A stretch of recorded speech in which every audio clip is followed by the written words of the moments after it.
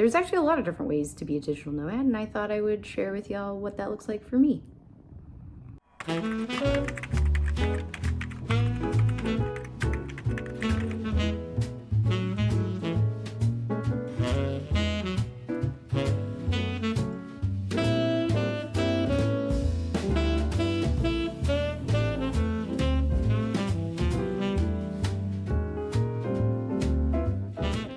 I'm turning 40 this year. I haven't been to Mexico in a very long time, and I'm way too chicken to live in a van. I'm fascinated by the lifestyle. I like to watch content from people who do live in their van. At the same time, I never want to try it.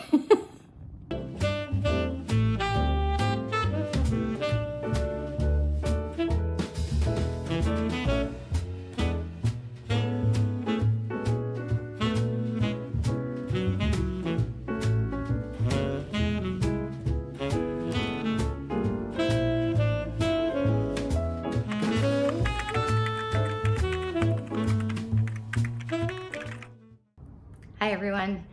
Today I wanted to chat with y'all about what being a digital nomad looks like for me, because I think people tend to have a very specific image in mind when they think of a digital nomad, and I'm none of those things. So I just wanted to share my story because, you know, there's different shapes that this can take. I always joke that I'm really quite dull. I just like to be dull in new places.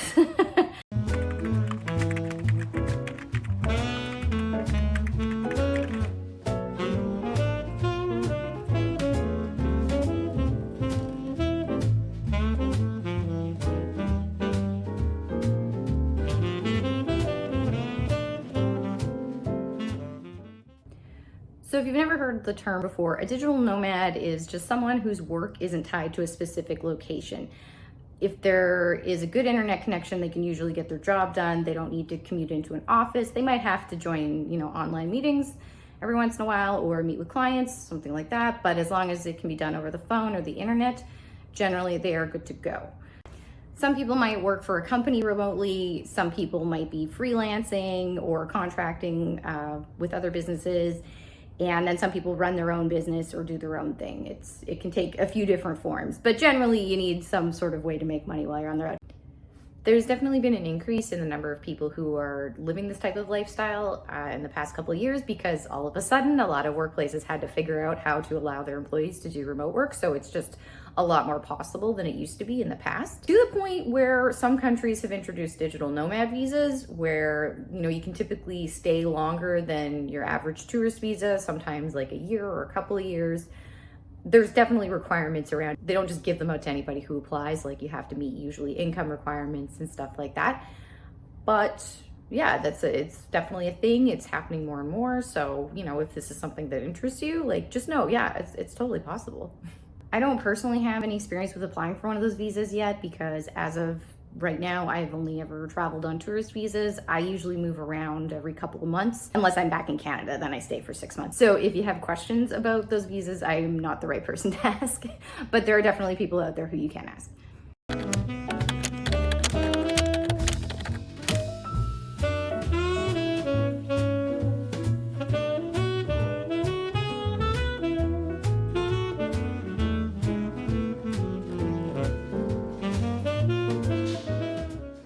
My partner and I decided to become digital nomads for two main reasons. The first being health related, and I'm talking both physical and mental health. So we're from the Pacific Northwest, from Vancouver, and the winters here are not super cold for Canada, but they are very dark. So the days get really short in the wintertime. There's not a lot of daylight.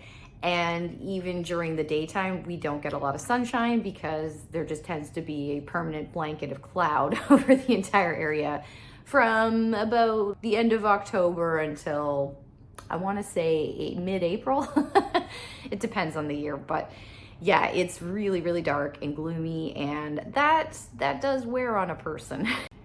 My partner has an autoimmune condition, and he really just finds that the lack of sunlight and probably the lack of vitamin D just really exacerbates his condition, really struggles with energy, with mood, that kind of stuff. And so do I, honestly. I don't love it either. I do not thrive in that environment. It feels like you're trying to like push through quicksand, and it's like, there's gotta be a better way. So the second reason that we decided to become nomadic is that we just really didn't enjoy home ownership. We tried it for 6 years because, you know, that's what you're supposed to do, right? You know, at a certain point, it's expected that you will buy property and you will live in that property and you will maintain that property until you die or move to a new one, I guess. And so I guess I was sort of sold that this is the thing you do, but I've always been generally poor at doing what I'm supposed to do.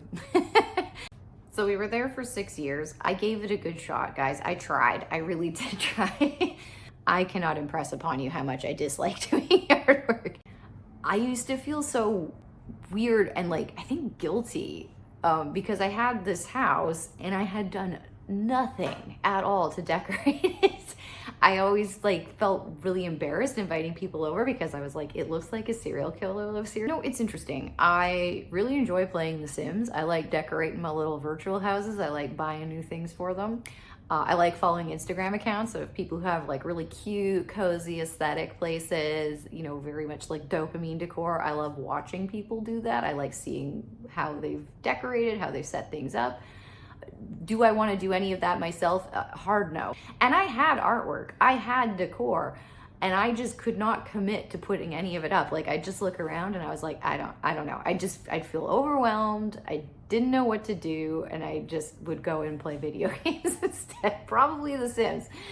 And there was nothing wrong with the house. The house was really nice, actually. It was a great house. Everybody who came over was like, wow, what a nice house. Except for the weirdly blank walls. Did you just move in? No, I've been living here for 4 years. Wow, we've really got the sun streaming in here. And I realize now that that resistance was just the fact that I didn't actually want any of this. But, you know, again, I was like, but it's what you're supposed to do. So I gotta figure this out. I gotta figure out a way to be happy with this. But that doesn't work. And that was another thing, was I think I felt a lot of guilt around not being happy, because I was like, this is a dream for so many people. Like, so many people want to own their own house and they would be absolutely stoked to be where I am. So why can't you get it together? But you know, that's just not how it works. If you don't enjoy something, you don't enjoy it. Like, you can't force yourself or shame yourself into liking it. And you know, you gotta live your truth. You gotta you gotta figure out what you want, and then you gotta go do that, and you gotta not listen to what anybody says. You gotta not worry that your mom's gonna totally panic. You're like, hey mom, I'm selling my house to go and live who knows where and work on the internet. We'd already been doing the working on the internet thing for many years at this point, so that wasn't so weird for her. I think she was a little nervous about me selling the house. And you know what? I thought, if I hate it, if I sell the house and I try living nomadically and I'm like, this is the worst, I've made a huge mistake, I could always buy another house, because clearly that house wasn't the right one for me. And I was like, you know what? It's not permanent. You're allowed to change your mind. So we did a trial run of living away for the winter. We spent 4 months living in Honolulu. And I was curious to see how it would go, because I thought, you know, we've gotten used to living in a house. Are we going to find it difficult to transition back to living in a condo? And no, completely the opposite happened. I was so much less stressed, less anxious, and just happier actually being in the condo. Now, was some of that due to the fact that I was living in Honolulu? Yeah, probably. It's a lovely place to live. The weather's fantastic. The beach is right there. The people are nice. The food is great. Like, just everything about it is wonderful. I also feel like Hawaii is like a special place with healing properties. Anyways, so that test was like a huge success. So we thought, actually, when we were there, before we even left, we made the decision. We were like, nope, this is the way, you know, being able to spend the winter, which is very dark and very cold in Canada, and spend it somewhere that's warm and sunny. Yeah, this just makes sense. Like, we felt better, we were happier, we did better work, we made better business decisions. Like, every aspect was better.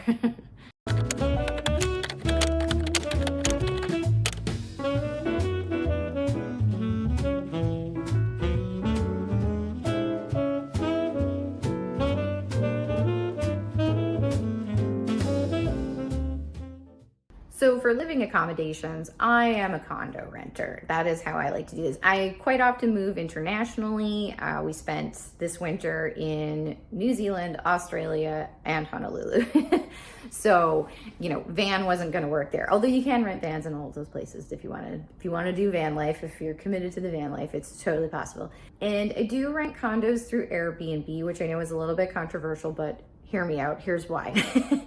So number one is the fact that I can just pay using my Canadian credit card, and it doesn't matter what currency the person who owns the condo is using. I did run into that the first year we went to Honolulu because we were just renting from a person directly. They wanted to get paid in US dollars, and they were like, just Venmo me the money. And I was like, we don't have that in Canada. The other reason I use Airbnb is that it does give me a layer of protection as the renter. And I have had twice in this past year that I have had to get my money back from Airbnb because the person I rented from was a con artist and it was a scam.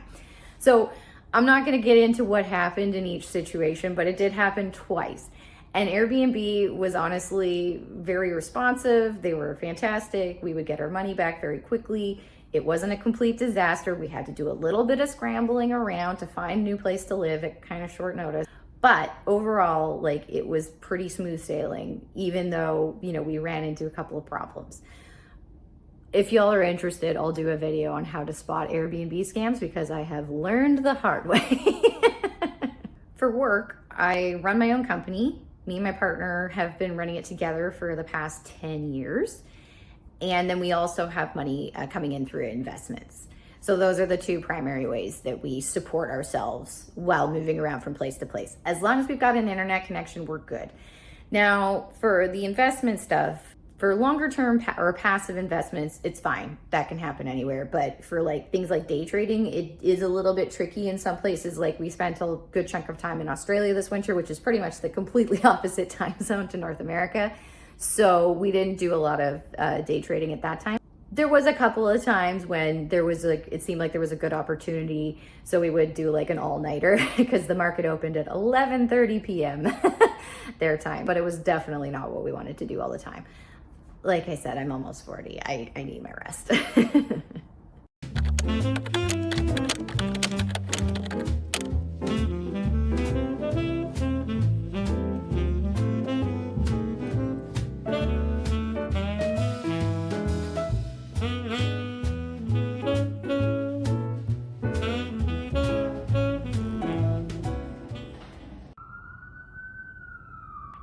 Just Vancouver things. So I'm not a big fan of working in cafes. For one thing, I think it just kind of sucks to buy one coffee and then sit there all day, taking up the table, probably using some power, that kind of thing. But quite often you can't find a power outlet. A lot of spaces don't even provide them, probably because they don't want people sitting there all day. I mean, if it's a Starbucks, it's probably fine. The people who work there aren't getting paid enough to care about what you do that much, as long as you're not causing problems. And yeah, they'll be fine as a company, I'm sure. But I like to work at co-working spaces. So I am a member at WeWork, and we have the all access membership, which means we can go to any WeWork around the world. You know, you have to book it on the app. As long as you book a desk, you're good. You're good to go. You can go for the day. And I love working in co-working spaces. I mean, they literally exist for this reason. So instead of awkwardly sitting in a coffee shop all day and hoping nobody kicks you out, you can go to a space where there's tons of seating.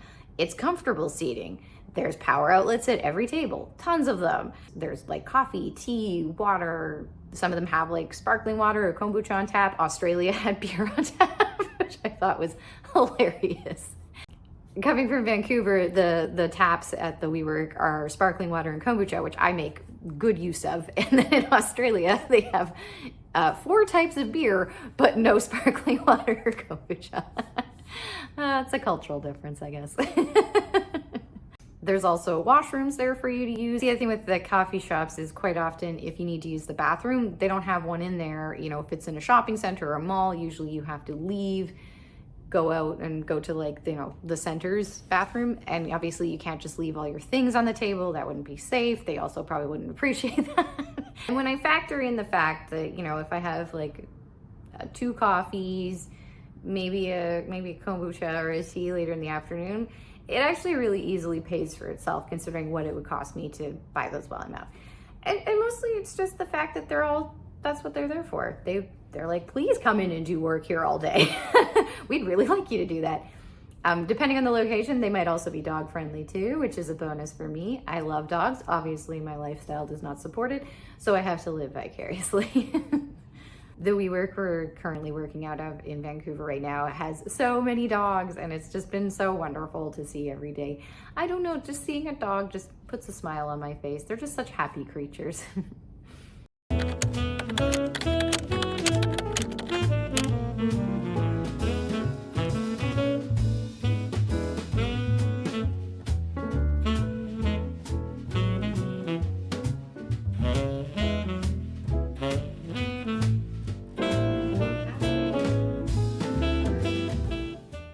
If you're like, hey, this all sounds pretty interesting, I wonder if being a digital nomad is right for me, here's some things to consider. I mean, I obviously recommend it, but I'm a bit of a unique person. So the first thing is, and I think this is the biggest hurdle for most folks, is finding a way to, make money while you're constantly on the go, while you're moving around. I'm not constantly on the go. I shouldn't say that. That's the wrong way to put it. I'm moving typically every 1 to 3 months with a longer stint in Canada every year, about 6 months. I'm pretty fortunate that, me and my partner do have our own business. We've had since 2014, and we were working, remotely long before that was like a term really. We've always done that. So we were very well established with that before we started living nomadically. I'm not going to go into the different options of things you could do to make money while living nomadically. There's lots, and I'm sure other people have covered it. The thing I think is more important to consider is if you'll enjoy that type of work, because you do need to be pretty intrinsically motivated to sit down and do your own work, especially if you run your own business, because if you don't do the work, you don't get paid. You make $0. Sort of the other side of that is, are you going to be able to set boundaries around yourself, possibly with your clients as well, if you're, doing contract work, where you don't end up just working all of the time, because that's a very easy sort of trap to fall into as a self-employed person. There's always more work to do. And it's very easy to be like, I'll just do one more thing. Hustling, it only works in the short term. Eventually you just get tired, and then the quality of your work drops, your mood drops, your energy drops, and just everything is terrible. It really is important to take breaks, to let your brain rest. Even if you love what you do, it's still work. Your brain's still gonna get tired. We need to normalize rest as productivity.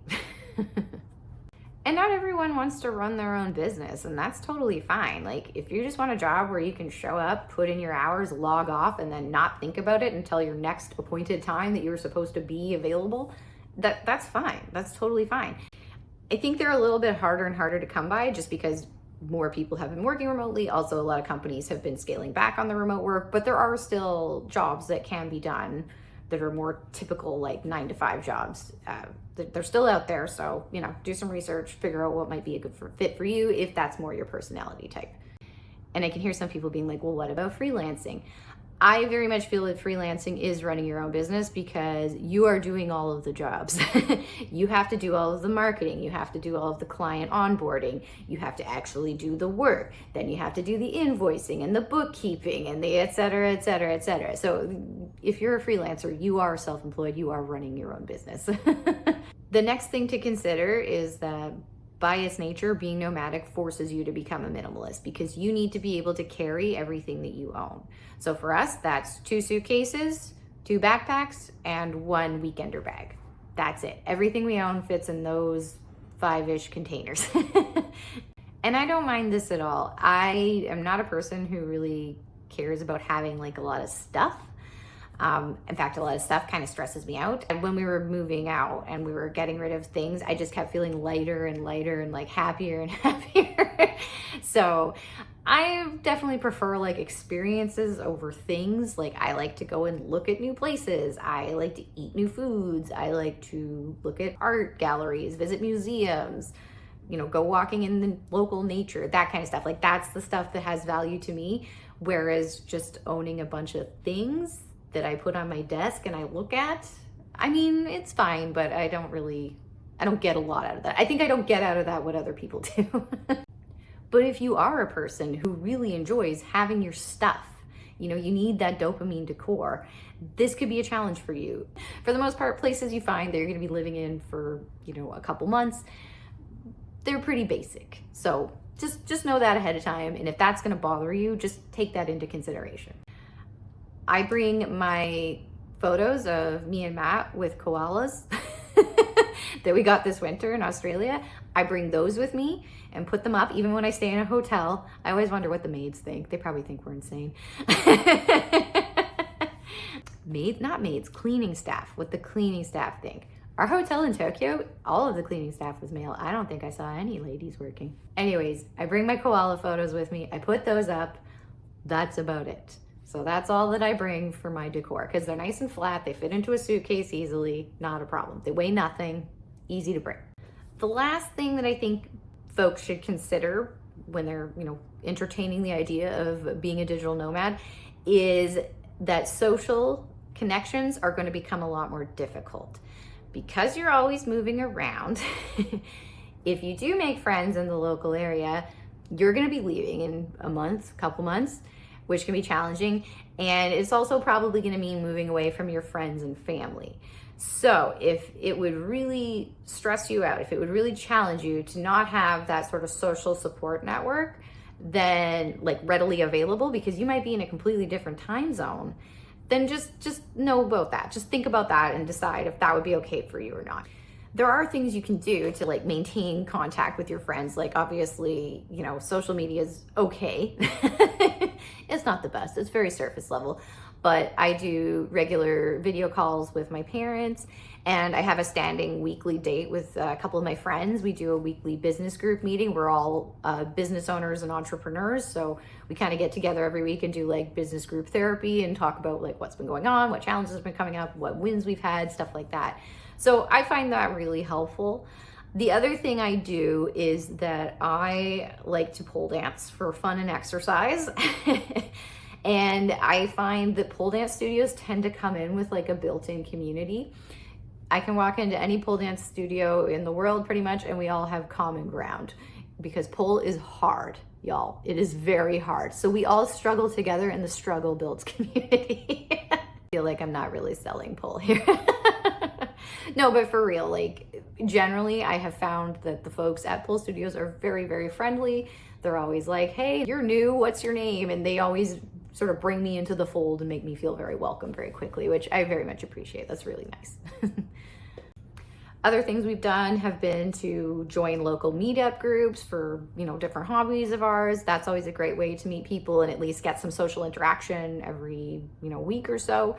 And yeah, I do feel like being at the co-working space is helpful too, because you show up at the same place every day, so people kind of get to know your face and be like, oh hey, how's it going? And maybe they ask about the business, that kind of thing. I'm like, can I pet your dog? And they're like, sure.